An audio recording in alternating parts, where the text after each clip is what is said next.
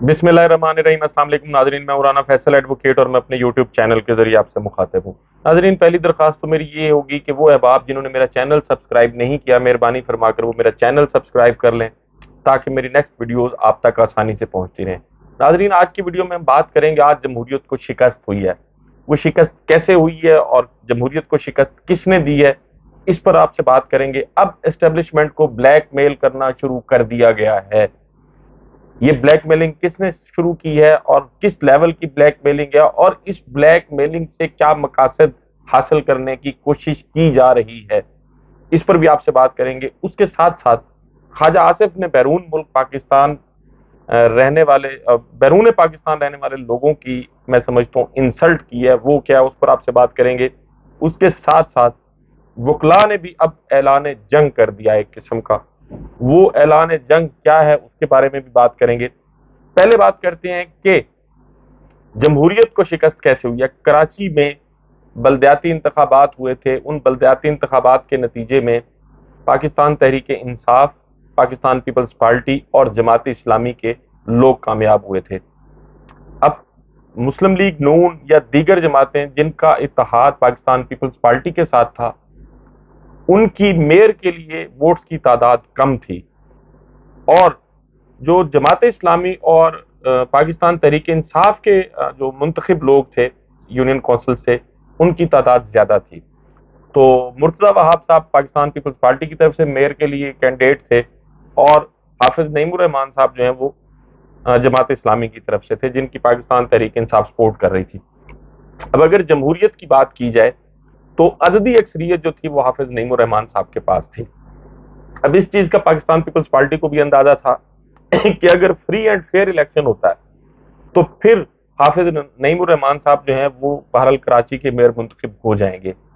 लेकिन बजाय इसके कि आज जमहूरी तरीके से इलेक्शन होता, आज पाकिस्तान तहरीक इंसाफ से ताल्लुक रखने वाले यूनियन कौंसिल के जो चेयरमैन थे, उनमें से बहुत सारे लोगों को गिरफ्तार कर लिया गया, कुछ छुपे हुए थे। जब आज वो इलेक्शन के लिए आए एक जो मुकर्रर जगह थी, तो उनको अंदर दाखिल नहीं होने दिया गया और मुर्तजा वहाब साहब जो हैं वो वहां मेयर मुंतखब हो गए हैं। पाकिस्तान पीपल्स पार्टी की ये पहली कोशिश नहीं है इक़्तिदार के लिए। अगर सन 70 की बात 71 की बात की जाए तो जुल्फ़िकार अली भुट्टो साहब जब उन्होंने अपनी सियासी पार्टी बनाई थी पाकिस्तान पीपल्स पार्टी और इलेक्शन लड़े थे, तो मगरबी पाकिस्तान में वो बहरहाल अच्छी खासी सीट्स लेने में कामयाब हुए थे। लेकिन मशरकी पाकिस्तान में शेख मुजीबुर रहमान साहब की एक जो है पार्टी जीती थी और उनकी सीट्स भी ज्यादा थी। तो उस वक्त भी ऐलान किया गया था कि जो ढाका गया मैं उसकी टांगें तोड़ दूंगा, उधर तुम इधर हम। जमहूरी रिवायात और जमहूरी तरीके के मुताबिक अब जिस शख्स की अक्सरियत है, जिसके पास एमएनएज की तादाद ज्यादा है, वो उस मुल्क का वजीर आजम मुंतखब होना था। लेकिन बजाय मुजीबुर रहमान साहब को वजीर आजम मुंतखब होने दिया जाता, मुल्क ही तोड़ दिया गया। और अब कराची में भी ऐसा किया गया कि कराची के लोगों का जो मैंडेट है उस पर डाका डाला पाकिस्तान पीपल्स पार्टी ने। इसमें कोई, मैं एक लफ्ज बड़ा सख्त इस्तेमाल कर रहा हूं, लेकिन कुछ लोग शायद इस पे एतराज भी करें तो उनसे माजरत के साथ, लेकिन बहरहाल मैं अपने इस लफ्ज पर कायम हूं और इंशाअल्लाह ताला कायम भी रहूंगा कि पाकिस्तान पीपल्स पार्टी ने आज ये जो जिस जमहूरियत की बात करते हैं, जिस मफाहमत की बात करते हैं, वो एक बात की जाती थी किसी दौर में कि जी आसिफ जरदारी साहब जो हैं वो सियासत के बादशाह हैं। कुछ लोग कहते थे कि जी वो मफाहमत के बादशाह हैं। मैं ये इंतहाई अदब के साथ के इस मामले में अगर देखा जाए तो वो मुनाफकत के बादशाह साबित हुए। जब आप अवाम की जमहूर की राय का एहतराम नहीं करेंगे, अपनी मर्जी के फैसले मुसल्लत करने की कोशिश करेंगे, तो फिर ये जमहूरियत, ये ड्रामेबाजी बंद करें, जमहूर की बात करना बंद करें, मजदूर गरीब और किसान की बात करना बंद करें। कराची के लोगों का ये इस्तेहकाक है कि वो जिस पार्टी को चाहे मुंतखब करें, जिस शख्स को चाहे वो अपना मेयर चुने। ये चंद कमरों में बैठे लोग ये फैसला नहीं कर सकते। तो आज पाकिस्तान तहरीक इंसाफ और जमात इस्लामी के साथ ज्यादती की गई है। उनकी वाज़ेह अक्सरियत के बावजूद उनके लोगों को वोट नहीं कास्ट करने दिया गया, गिरफ्तार किया गया। और वो फुटेजेस, वो मनाजिर टीवी चैनल्स पे आपने और मैंने देखे हैं। रेंजर्स वाले भी कुछ लोगों को मार रहे हैं, पुलिस वाले भी कुछ लोगों को मार रहे हैं और उनको घसीट कर लेकर जाया जा रहा है। تو یہ جمہوریت کا راگ الاپنا بند کریں. آپ میں اور کسی ڈکٹیٹر میں کوئی فرق نہیں ہے، آپ کی سوچ وہی ہے. میں پہلے بھی اپنی ویڈیوز میں بات کر چکا ہوں کہ یہاں پنجاب میں اور خیبر پختونخوا میں پیپلز پارٹی جو اپنا سافٹ امیج پیش کرتی ہے یا کوشش کرتی ہے سافٹ امیج پیش کرنے کی، سندھ میں صورتحال اس سے بالکل مختلف ہے. سندھ میں ان کی ڈکٹیٹرشپ ہے، اور سندھ کے جو پاکستان تحریک انصاف یا دیگر لوگ جو سیاسی طور پر ایک علیحدہ نظریہ ہے جن کا یا مخالفت ہے جن سے سیاسی پاکستان پیپلز پارٹی کی، ان کے ساتھ جو سلوک کیا جاتا ہے وہ بھی کوئی بہت زیادہ مختلف نہیں ہے اس سلوک سے جو ڈکٹیٹرز کرتے ہیں اپنے اقتدار کو چیلنج کرنے والے لوگوں کے ساتھ. حلیم عادل شیخ صاحب کے ساتھ کیا ہو رہا ہے وہ سب کے سامنے ہے. علی امین گنڈا پور ایک شخص خیبر پختونخوا میں بیٹھا ہے، سندھ کے 10 اضلاع میں اس کے خلاف مقدمات درج کر دیے جاتے ہیں. تو آپ میں اور کسی ڈکٹیٹر میں کوئی فرق نہیں ہے. آپ سیاست کے بادشاہ نہیں ہیں، آپ مفاہمت کے بادشاہ بھی نہیں ہیں، آپ منافقت کے بادشاہ یقیناً ہیں. اس کے ساتھ ساتھ ناظرین اب بلیک میلنگ شروع کر دی گئی ہے. اور وہ بلیک میلنگ کیا ہے؟ کیونکہ اس وقت پاکستان میں سوائے تحریک انصاف کے عملاً اور کوئی اپوزیشن کی جماعت ہے نہیں. پاکستان تحریک انصاف کے ساتھ جو کچھ کیا جا رہا ہے گزشتہ سال یعنی 25 مئی کو یہ سلسلہ شروع ہوا، 25 مئی سے لے کر اب تک خصوصاً 9 مئی کا واقعہ جو تھا اس سے ایک موقع مل گیا ان اداروں کو، ان لوگوں کو پاکستان تحریک انصاف کے خلاف کارروائیاں کرنے کا، جو یہ جن کی کوشش اور خواہش یہی تھی شروع سے کہ پاکستان تحریک انصاف جو ہے اس کو کسی طریقے سے ختم کیا جا سکے. تو اب چونکہ پاکستان تحریک انصاف جو ہے وہ اس حالت میں اب نہیں ہے جس طرح اب سے 1 سال پہلے تھی. بہت سارے لوگ جو ہے وہ ٹوٹ کے چلے گئے ہیں اور باہر نکلنا جو موجود ہیں ان لوگوں کا باہر نکلنا بند کر دیا گیا. ناظرین چونکہ بجٹ اب سیشن جاری ہے، بجٹ سیشن میں جاوید لطیف صاحب ہیں وزیر بے محکمہ، انہوں نے گلفشانی کی ہے، کچھ باتیں کی ہیں. وہ باتیں جو ہیں ان کا میں ایک ایک لفظ آپ کے سامنے رکھ دیتا ہوں.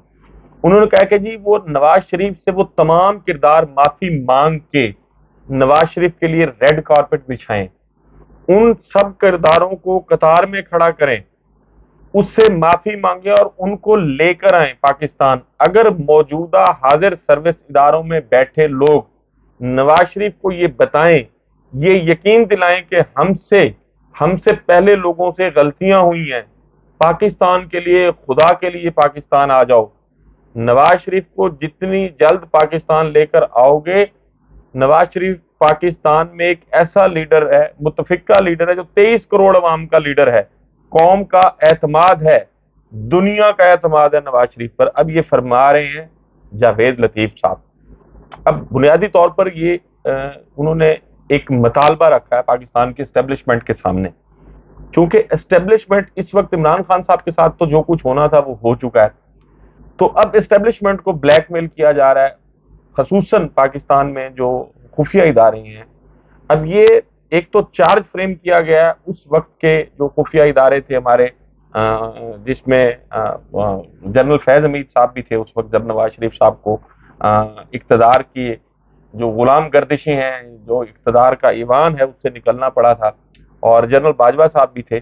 تو بنیادی طور پر یہ مطالبہ کیا جا رہا ہے فوج سے کہ جنرل باجوہ اور جنرل فیض حمید صاحب جو ہیں وہ معافی مانگیں اور نواز شریف صاحب کے لیے خصوصی طیارہ بھجوایا جائے جیسے اسحاق ڈار صاحب کے لیے بھجوایا گیا تھا، اور پھر ریڈ کارپٹ بچھا کے ان کا استقبال کیا جائے، اور وہ تمام لوگ جو ہے ان کے استقبال کے لیے موجود بھی ہوں ایک لائن میں، اور وہ جیسے ایک شاہی سلام کسی دور میں کیا جاتا تھا بادشاہوں کو کہ آداب عرض ہے، تو اس قسم کا سلام بھی کیا جائے.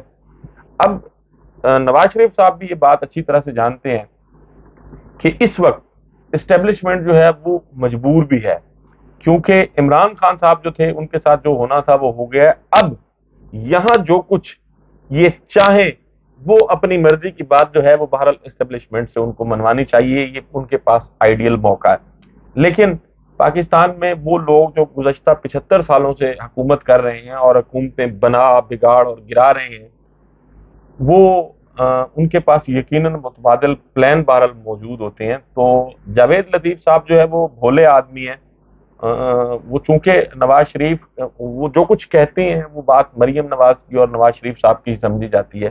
تو اب یہ جو کچھ ان کی طرف سے کہا گیا ہے یہ ایک مطالبہ بھی ہے. مطالبے سے زیادہ میں یہ سمجھتا ہوں کہ یہ اسٹیبلشمنٹ کو بلیک میل کرنے کی کوشش کی جا رہی ہے. مجھے یوں لگتا ہے, آپ میری رائے سے اختلاف بھی کر سکتے ہیں.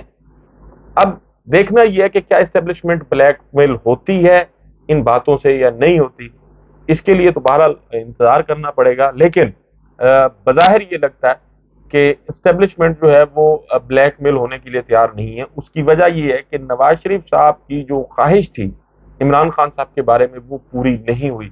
ان کی مس انڈرسٹینڈنگ کی ایک وجہ یہ بھی ہے کہ جو سلوک وہ چاہتے تھے کہ عمران خان صاحب کے ساتھ ہو, وہ سلوک عمران خان صاحب کے ساتھ ہو نہیں سکا. اس حوالے سے وہ تھوڑے سے نالاں بھی ہیں, ناراض بھی ہیں. اسی لیے جاوید لطیف صاحب جو ہے وہ کبھی پریس کانفرنس کے ذریعے یہ گفتگو کرتے ہیں, کبھی بجٹ سیشن میں یہ گفتگو کرتے ہیں. اس کے ساتھ ساتھ ناظرین, خواجہ آصف صاحب ہیں ہمارے وزیر دفاع, انہوں نے ایک بڑا میں سمجھتا ہوں کہ غیر اخلاقی اور غیر ضروری سٹیٹمنٹ دی ہے سیشن میں. انہوں نے کہا کہ جی جو باہر بیٹھے ہوئے انگریزی بولنے والے لوگ ہیں وہ کہتے ہیں کہ جی ہم ریمیٹنسز بند کر دیں گے. ریمیٹنس تو خلیجی ممالک والے بھیجتے ہیں, کوئی کینیڈا میں بیٹھا ہے, کوئی امریکہ میں بیٹھا ہے. یہ تو شیم لیس لوگ ہیں, لاشیں دفن کرنے کے لیے آتے ہیں اور پھر واپس چلے جاتے ہیں. خواجہ صاحب چلیں, یہ لاشیں دفن کرنے کے لیے آ تو جاتے ہیں, کچھ لوگ تو ایسے بھی ہیں اور آپ کے لیڈر ہیں جو لاشیں دفن کرنے کے لیے بھی نہیں آتے, ماں کو پارسل کر کے بھیج دیتے ہیں. محترمہ کلثوم نواز صاحبہ, اللہ تعالیٰ انہیں غریق رحمت کرے, بڑی اچھی خاتون تھیں اور میں ان کی مطلب درجات کی بلندی کے لیے دعاگو بھی ہوں. ان کے بیٹے نہیں آئے تھے, ان کی میت کو پارسل کر دیا گیا تھا. تو آپ نے بیرون ملک پاکستانیوں کے جو ہے میں سمجھتا ہوں انسلٹ کیا یہ کہہ کر کہ جی یہ ریمیٹنس بند کریں گے تو پھر جو ہے اصل ریمیٹنس تو خلیجی ممالک میں. ایک طرف تو آپ کہتے ہیں کہ جی ان کے لیے ڈائمنڈ کارڈ, اگر وہ ڈالر بھیجیں تو پھر ان کے لیے ڈائمنڈ کارڈ. اگر وہ ووٹ کی حق کی بات کریں, حق مانگیں, تو پھر آپ ان کو کہتے ہیں کہ یہ شیم لیس لوگ ہیں. شیم لیس خواجہ صاحب یہ نہیں ہیں, شیم لیس آپ ہیں. آپ کو سوچنا چاہیے تھا یہ گفتگو کرنے سے پہلے. جو کچھ آپ نے کہا یہ انتہائی قابل اعتراض ہے. کوئی بھی حکومت ہو, جو لوگ پاکستان سے باہر ہیں وہ پاکستان کے لیے آپ سے مجھ سے زیادہ فکر مند ہوتے ہیں. وہ اپنا خون پسینہ بہا کر اپنی کمائی جو ہے وہ پاکستان بھجواتے ہیں, اور آپ ان کو آگے سے کہتے ہیں کہ شیم لیس لوگ ہیں. آپ کو سوچنا چاہیے تھا, آپ کو اپنی یہ اسٹیٹمنٹ واپس لینی چاہیے, اور پاکستان سے باہر جتنے بھی لوگوں کی دل آزاری ہوئی ہے آپ کو ان سے معذرت بھی کرنی چاہیے. اس کے ساتھ ساتھ ناظرین, جو کچھ ہو رہا ہے, چونکہ قانون عملاً ہے نہیں پاکستان میں اس وقت, آئین اور قانون میں سمجھتا ہوں انتہائی معذرت کے ساتھ یہ الفاظ سخت ہیں, لیکن ایک قانون کا طالب علم ہونے کی میں یہ سمجھتا ہوں کہ پاکستان میں اس وقت آئین اور قانون نہیں ہے. خیبر پختونخوا اور پنجاب میں جو نگران حکومتیں بیٹھی ہیں یہ بالکل غیر آئینی ہیں, ان کا ہر قدم جو ہے وہ غیر آئینی ہے. تو یہ جو کچھ ہو رہا ہے, وکلا تنظیمیں جو ہیں وہ بھی بہرحال اس پر معترض ہیں. جو تحریک انصاف کے خلاف کارروائیاں کی گئی ہیں, بہت سے وکلا کو بھی گرفتار کیا گیا. تو لاہور ہائی کورٹ بار کے پریزیڈنٹ ہیں اشتیاق خان صاحب, انہوں نے آج وکلا کنونشن سے خطاب کیا, اور ایک تو انہوں نے الٹیمیٹم دیا حکومت کو کہ گرفتار وکلا کو 2 دن میں رہا نہ کیا گیا تو ہائی کورٹ بار منڈے سے تحریک کا آغاز کرے گی. اور میں اس کنونشن کو, یعنی اشتیاق خان صاحب جو کہہ رہے ہیں, میں اس وکلا کنونشن کو رول آف لا کا نام دیتا ہوں. 17 ججز کی ججمنٹ جو ہے اس پر عمل درآمد یقینی بنایا جائے. ہم ملٹری کورٹس کے خلاف ہیں, اب یہ بات کی گئی.